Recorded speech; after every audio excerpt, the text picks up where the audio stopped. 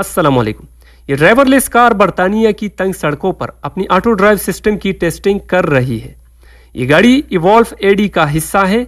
Evolve AD UK government funded project है जो autonomous drive यानी खुद से चलने वाली गाड़ियों को फरोग देने के लिए इस प्रोजेक्ट को टेक्निकली और फाइनेंशियली सपोर्ट करती है।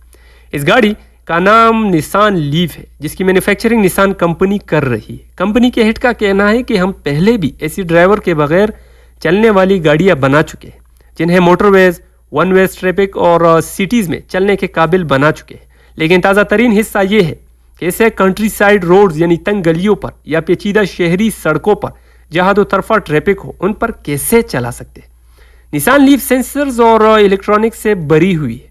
लाइडर से लेकर फेस रिकॉग्निशन तक। लाइडर यानी लाइट डिटेक्शन एंड रेंजिंग एक रिमोट सेंसिंग तरीका है जिससे कि ज़मीन की सतह को जांचने के लिए यूज़ किया जाता है।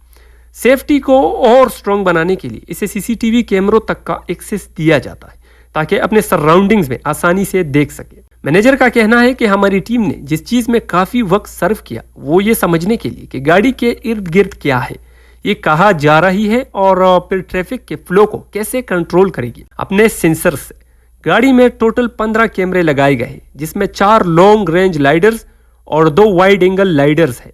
सब एक डेटा सिस्टम में आपस में फ्यूज हुए हैं ताकि गाड़ी को अपने इर्द गिर्द मौजूद हर चीज का 360 व्यू पेश किया जा सके जो इंसानी ड्राइवर्स के मुकाबले में ज्यादा बेहतर होगा। नेविगेशन को बेहतर बनाने के लिए ये लाइडर्स लेजर्स का यूज करके किसी भी ऑब्जेक्ट का 3 डायमेंशनल इमेजेस प्रोवाइड करेगा। फेशियल रिकॉग्निशन का इस्तेमाल करके पैदल चलने वाले शख्स के फेशियल एक्सप्रेशन से अंदाजा लगाया जा सकेगा कि वो खतरा बन सकता है या नहीं, यानी उस शख्स का इरादा रोड क्रॉस करना है या नहीं। जो सबसे बड़ा एडवांटेज इस टेक्नोलॉजी का होगा वो ये कि जिस रूट यानी रास्ते में ये सफ़र करेगी वहाँ के सीसीटीवी कैमरों तक ऑटोमेटिकली रसाई हासिल होगी, यानी ज़्यादा भीड़ और ट्रैफिक में फंस जाने की बजाय दरअसल ये गाड़ी इस सूरत हाल में पहुंचने से पहले ही अपना लेन बदलने के काबिल होगी। जो मेन चैलेंजेस हैं इनमें एक तो अनएक्सपेक्टेड सिचुएशंस है जिसमें गाड़ी को पता नहीं चलेगा कि क्या करना है। दूसरा ये कि बहुत महंगी हो सकती है।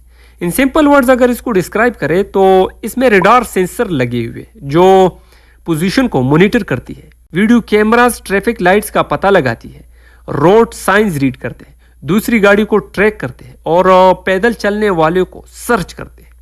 लाइडर सेंसर डिस्टेंस को मेजर करेगी और सड़क के किनारों का पता लगाने और इसके साथ साथ लेन मार्किंग्स को आइडेंटिफाई करेगी।